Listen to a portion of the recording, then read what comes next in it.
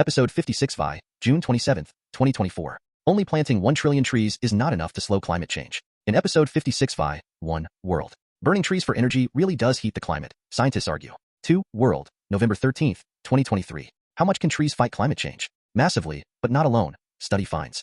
3. United States. New York Times newsletter. Trump wanted to plant 1 trillion trees. 4. United States. The Biden administration's climate policies are expected to cut the country's greenhouse gas emissions by 40% by 2030, from 2005 levels. The Biden administration passed the Inflation Reduction Act, its signature climate law, in 2022, which is helping the United States build renewable energy plants, create battery factories, retrofit homes to make them more efficient, introduce more nature-friendly agricultural practices, and a lot more. The plan's tax credits and other provisions have been so popular that its price tag has effectively doubled. 5. United States. Here's where Biden's climate law is working, and where it's falling short. Electric vehicles are booming as expected, a new analysis found. But renewable power isn't growing as quickly as hoped.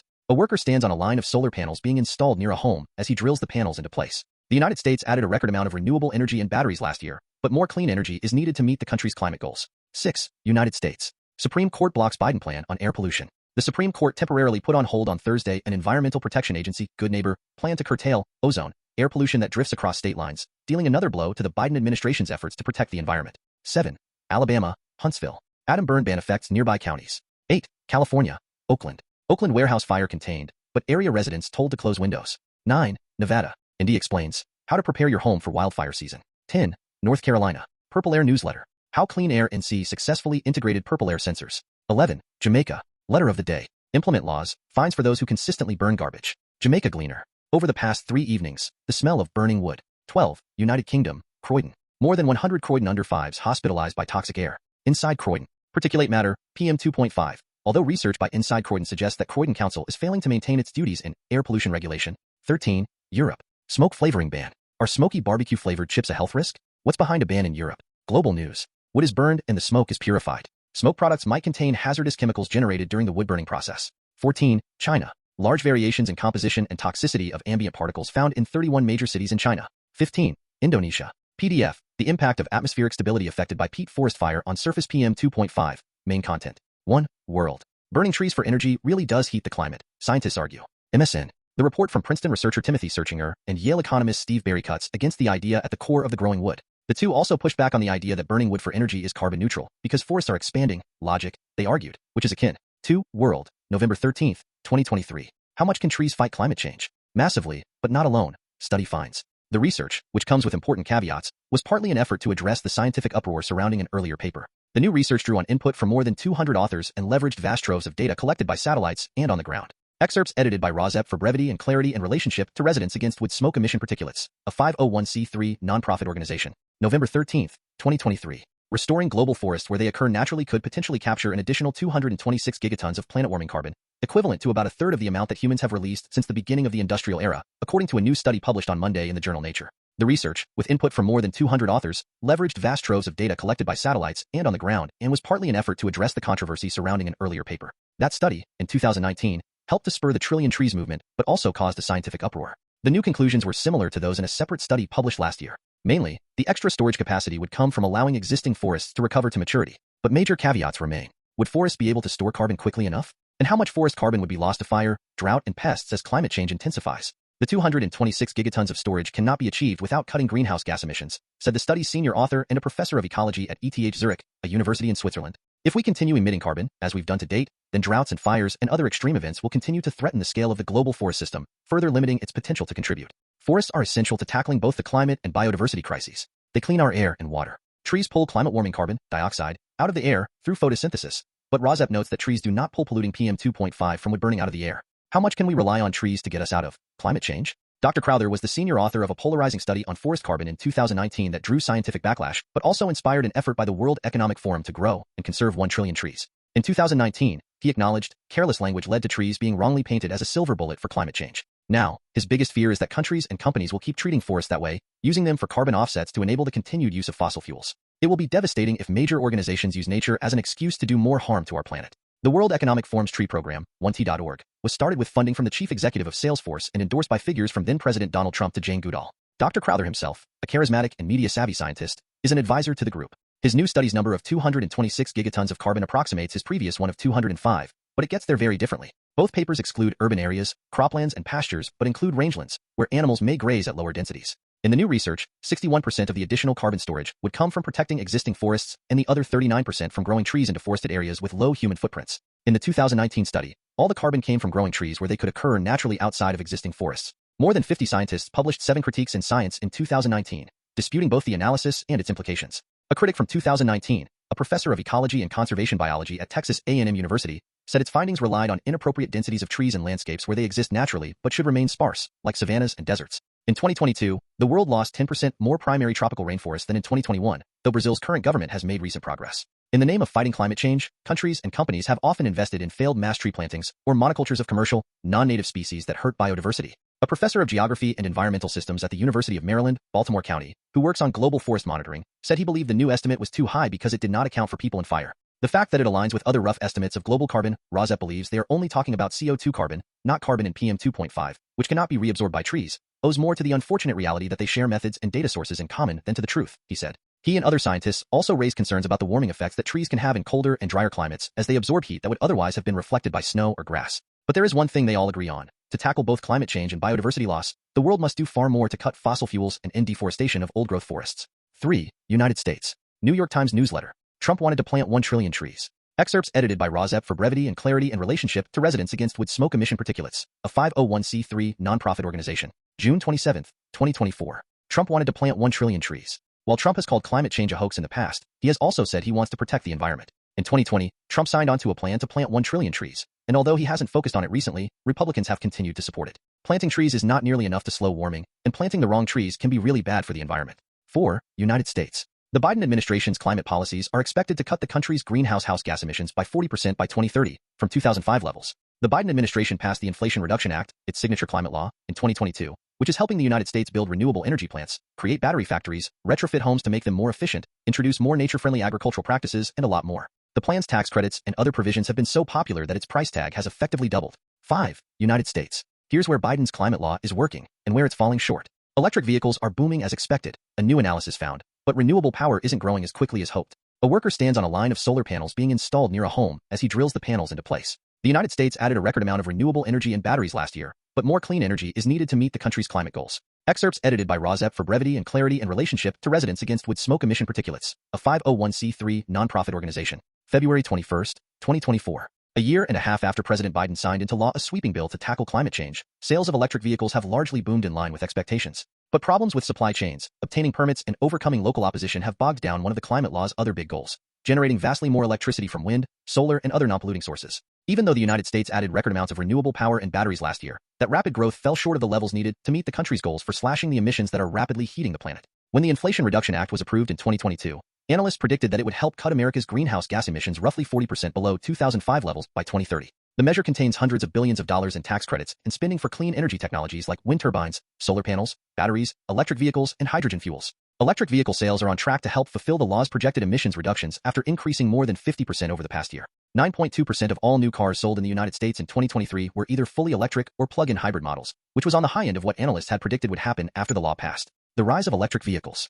Affordable models, more efficient manufacturing, falling battery costs, and intense competition are lowering sticker prices for battery-powered vehicles to within striking distance of gasoline cars. General Motors said that it would stop making the Chevrolet Malibu, the last affordable sedan in its U.S. model lineup, to produce more electric cars. Tesla is no longer planning to take the lead in expanding the number of places to charge electric vehicles. Potential electric vehicle buyers are put off by high sticker prices and the relative scarcity of charging stations. Still, if electric vehicle sales only rise between 30 and 40% in 2024, a noticeable slowdown from last year, that would be in line with the law's emissions targets. Last year, the United States added a record 32.3 gigawatts of electric capacity to the grid from solar panels, wind turbines, and batteries. In many parts of the country, the tax credits provided by the law are making renewable sources of electricity cheaper to build than more polluting sources like coal or natural gas. But when the Inflation Reduction Act passed, analysts had projected that the United States would add an average of 46 to 79 gigawatts of carbon-free electricity to the grid annually in 2023 and 2024. There are projects pending this year that would deliver about 60 gigawatts, but not all of them are expected to be completed on time. Wind and solar projects are facing lengthy waits to connect to the nation's clogged electric grids, and it can take a decade or more to get permits for new high-voltage transmission lines and build them. In many parts of the country, new wind or solar farms are facing opposition from local residents. Plans for offshore wind farms have been bogged down by snarled supply chains and shipping restrictions. To meet the law's expected emissions reductions, the nation would need to add roughly 70 to 126 gigawatts of renewable electricity capacity each year between 2025 and 2030. The Inflation Reduction Act also provided hefty tax credits to companies that manufacture batteries, solar panels, wind turbines, and other technologies in the United States rather than abroad. Companies invested $44 billion last year in domestic clean energy manufacturing, with more planned in the years ahead. 6. United States. Supreme Court blocks Biden plan on air pollution. The Supreme Court temporarily put on hold on Thursday an environmental protection agency, Good Neighbor, plan to curtail ozone, air pollution that drifts across state lines, dealing another blow to the Biden administration's efforts to protect the environment. 3 states challenged the administration's Good Neighbor plan, meant to protect downwind states from harmful emissions. Ohio is one of 3 states that challenged the federal Good Neighbor plan in an appeals court before the Supreme Court stepped in. Reporting from Washington. Excerpts edited by RAWSEP for brevity and clarity in relationship to Residents Against Wood Smoke Emission Particulates, a 501c3 nonprofit organization. June 27, 2024. The ruling followed recent decisions chipping away at the agency's authority to address climate change and water pollution. Under the proposal, known as the Good Neighbor Plan, factories and power plants in western and midwestern states must cut ozone pollution that drifts into eastern ones. The emissions cause smog and are linked to asthma, lung disease, and premature death. The ruling was provisional, but even the temporary loss for the administration will suspend the plan for many months and maybe longer. The vote was 5-4, with all the women on the court, Justices Barrett, Jackson, Kagan, and Sotomayor, in dissent. 7. Alabama, Huntsville. ADEM burn ban affects nearby counties. WZDX. Exceptions may apply for vegetative and wood burning with prior approval from ADEM and the Alabama Forestry Commission. The smoke from burning. ADEM burn ban still in effect during extreme heat. 8. California, Oakland. Oakland warehouse fire contained, but area residents told to close windows. KTVU. The fire, which started at 10 p.m. Wednesday near 24th and Wood, burned so hot and the flames and smoke were so intense, firefighters had to ask. 9. Nevada. Indy Explains. How to prepare your home for wildfire season. The Nevada Independent. Fire prevention measures and fire terms. If a home has a wood-burning stove, KC said it is important to ensure. 10. North Carolina. PurpleAir Newsletter. How CleanAIRE NC successfully integrated PurpleAir sensors. Excerpts edited by RAWSEP for brevity and clarity in relationship to Residents Against Wood Smoke Emission Particulates, a 501c3 nonprofit organization. June 27, 2024. Living in an area with an unhealthy level of air quality might be more common than you think. Nearly 4 in 10 Americans live in places with unhealthy levels of air pollution, according to the American Lung Association. One group seeking to educate about this misconception is CleanAIRE NC, whose goal is to protect North Carolina's air quality and ensure that people have clean air to live healthier, happier lives. Instrumental in advancing this objective was the integration of PurpleAir sensors, the first of which they deployed in 2017. As an organization, CleanAIRE NC dates back to 2002 when the group was formed under the name Carolina's Clean Air Coalition. Since then, the group has grown in size and engaged in many community initiatives and environmental projects. A few years ago, in 2021, they rebranded to what they are today, CleanAIRE NC, a group focused on action and innovation to restore the environment, hence AIRE. CleanAIRE NC's implementation of PurpleAir sensors is a shining example of what expanded air quality networks can do to assist in the proliferation of air quality data. The historic West End neighborhood. CleanAIRE NC first utilized PurpleAir sensors in the historic West End neighborhood of Charlotte, North Carolina. CleanAIRE NC placed sensors in this neighborhood and monitored the air there over the course of a year. During that year, they developed something they called the Clearing the Air report. This report was designed to inform the citizens impacted by poor air quality in West End about the air they were breathing. By doing this on their end, CleanAIRE NC eliminated any barriers to education that might have prevented these people from learning about their air quality. Using the data from the deployed PurpleAir sensors and by fostering West End support, CleanAIRE NC was able to successfully advocate for a federal EPA-regulated monitor installment in the historic West End of Charlotte, Sampson County. Speaking of the present day, CleanAIRE NC is currently in the process of setting up a monitoring program in Sampson County, NC. This is another area heavily impacted by poor air quality. According to CleanAIRE NC, the county struggles with many pollution and air quality problems due to ubiquitous and unregulated concentrated animal feeding operations, CAFOs.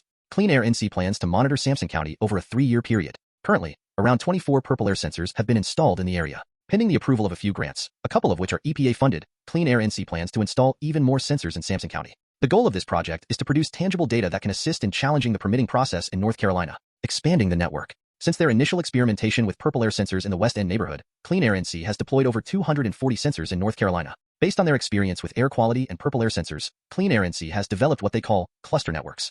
These are areas in which a minimum of 10 sensors have been deployed in an effort to capture the air quality trends of that area. These cluster networks have been particularly useful when trying to make an air quality case about a specific region, as CleanAIRE NC did in the West End and is trying to do in Sampson County. CleanAIRE NC has found that 10 is a good minimum number of sensors for an area, as it creates a fairly comprehensive sensor network and allows for a good overview of air quality data. Of course, PurpleAir sensors are hyperlocal machines, so the more of them you can get in an area, the better. When someone hosts a PurpleAir sensor, they are inclined to learn about it. As they start to learn more about the sensor, they get introduced to different types of readings and, in turn, learn more about air quality. Conversely, if someone is introduced to the basics of air quality, it is natural to then want to learn about the air that they breathe.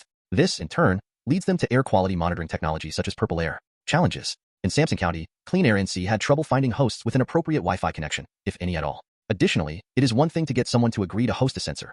It is another to get a host to fully understand their sensor. Some might want to use the monitors to measure pollutants such as ozone or various VOCs, which PurpleAir sensors are not capable of at present. What they've learned. After 7 years of utilizing and deploying PurpleAir sensors, CleanAIRE NC has developed a number of useful strategies to streamline the data collection process. The Clearing the Air report is only one of many reports that CleanAIRE NC has put together to assist with public education. When communities receive regular reports related to the air that they themselves breathe, they are more likely to engage with that information. When CleanAIRE NC does the heavy lifting of analyzing and presenting the air quality data in a straightforward way, many barriers are removed for relevant community members who may never have previously engaged in this topic or activity. CleanAIRE NC has created an emissions reporting form, which community members can use to report instances of hyperlocal pollution sources. These would be things like backyard barbecuing, fire pits, or other sources of pollution that would likely affect a small, concentrated area but not a larger overarching region. This form gives community members an action that they can take even if they are not hosts. Over anything else, CleanAIRE NC would say that the most important goal is to get as many sensors as you can into the hands of people who really need them. 11. Jamaica. Letter of the day. Implement laws, fines for those who consistently burn garbage.